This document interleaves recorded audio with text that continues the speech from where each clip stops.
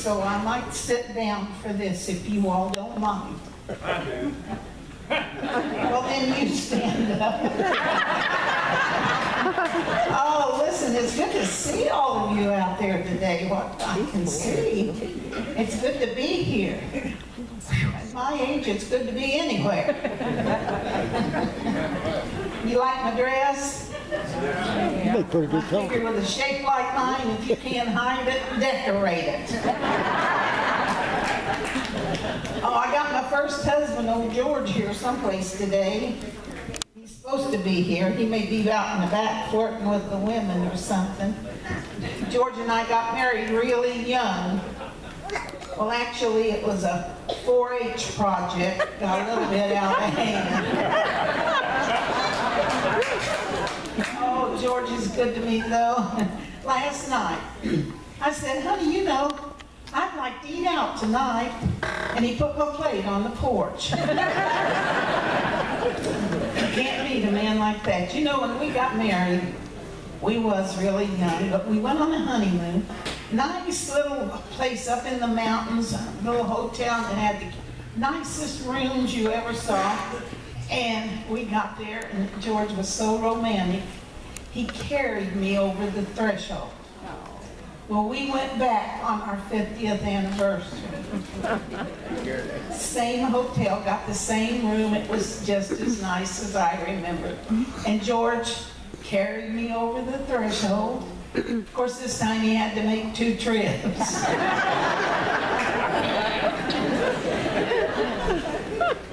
He is good to me.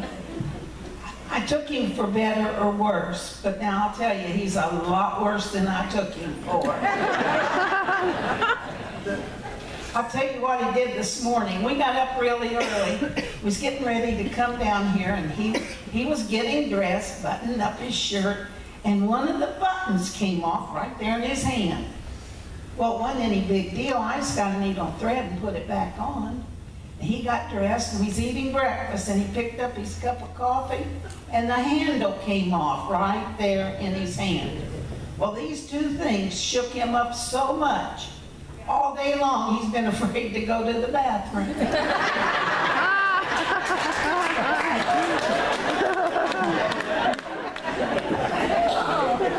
Really, the only complaint I have with George is he's a lousy shopper.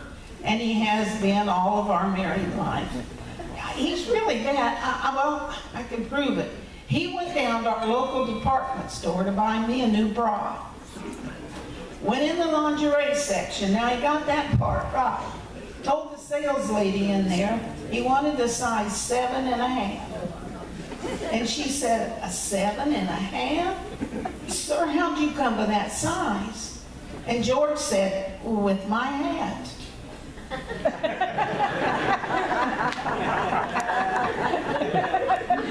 got to think about that one. I'd like to have $1 for every man I've met coming at me with his hat in his hand. Oh, listen, for Christmas last year, he got me a pair of leather slacks. Now, I tell you, I'm a living doll in those leather slacks. But he insisted I wear them every time we go for a drive. He says it makes it smell like he's got a new car.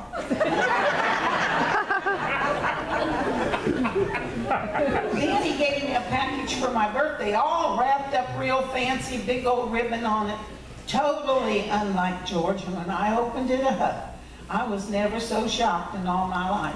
It was the thinnest, sheerest nightgown I have ever seen. And I said, George, honey, I think in your old age you're starting to get a little frisky. He said, no, Betty, I just figured when you was up traipsing around the room, you wouldn't block out so much of the TV set.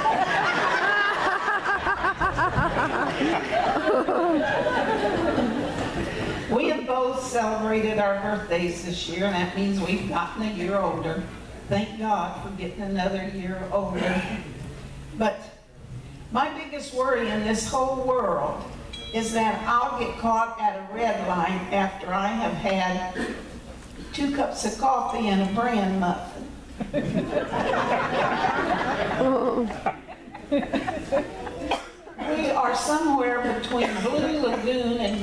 pond. We're a lot closer to the pond, though, than the lagoon.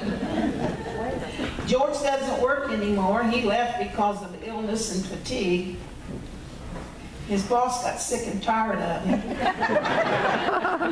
And I don't cook anymore. I'll be honest with you, I never did cook much. I remember the first meal I cooked for George after we got married. I worked all afternoon on that meal. And he came in and he sat down at the table and I said, George, I think I ought to tell you something, honey. I only know how to cook 2 things, beef stew and cherry pie. And he took a couple bites and said, which one's this?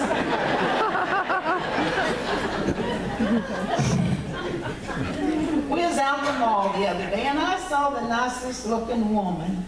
She was walking through the mall. I said to George, I would like to have a body just like that. And he said, why? You just stretch it all out of shape. I am on a diet, though. I went on a diet the day I put my bra on backwards and it fit.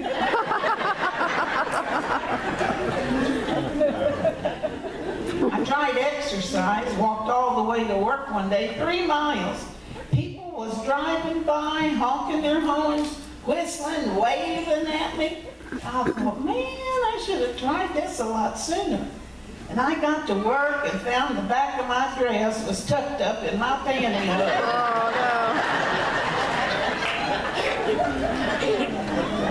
I joined one of those aerobics classes. I went to the first session. I got there, I jumped, I hopped, I bent, and I pulled, and I tugged. By the time we got the darn leotards on, the class was over.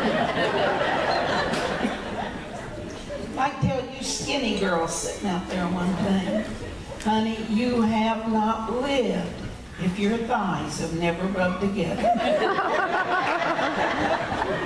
It's true. When I walk down the street in a pair of blue jeans, they'll catch on fire just from friction.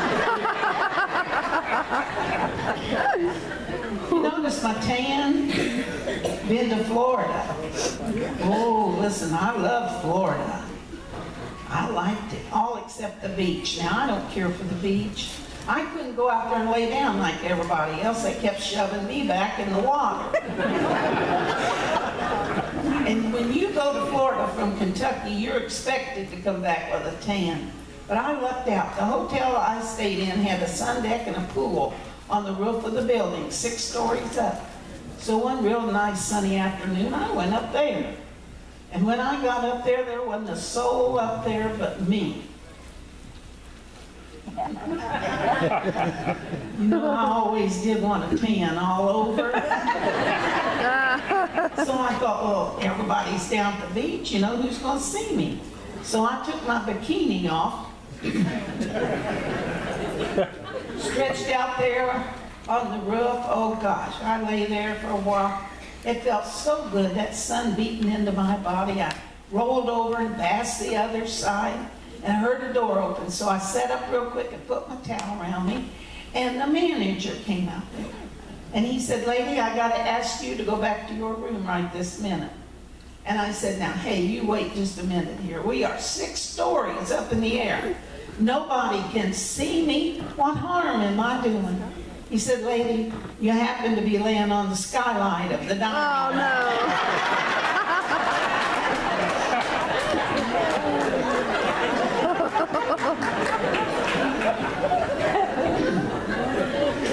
no. You know, George and I bought a farm a few years ago. It's out on the edge of the Daniel Boone Forest. The house was so old and fallen down, burnt that down, but it's got a huge big barn on it. And we go out there every once in a while, and we got lawn chairs in the barn, and we get them out, and we sit there in the doorway. We're real quiet. We see deer, and we see turkeys, and all kinds of little animals come out of the woods and walk around. And it's so nice. And we was out there last week, I think it was, and it was just pretty. We were just sitting there enjoying the sun and the view and everything. And a car came down our lane and stopped, and this man got out and came over. He was real nice. said he was the game warden and he'd like to look our property over. George said, fine, go ahead. It's all right with me. But there's 5 acres I fenced in back there in the corner. Don't go in there. And that man, his attitude just changed. He said, you see this badge? You see this badge? This badge was given to me by the state of Kentucky. This badge says I can go anywhere I want to, anytime I want to. George said, fine, you go ahead, anywhere you want to. Well, we're sitting there about an hour later, and we hear this blood-curdling scream. And we look up, and here comes this man running just as hard as he can, jumping briars and bushes. He runs right past us, and right behind him is that big old bull George had just fenced in back there. And he was screaming and running. He didn't slow down. Zoom, right past us he went. And George hollered, show him your badge! Show him your badge!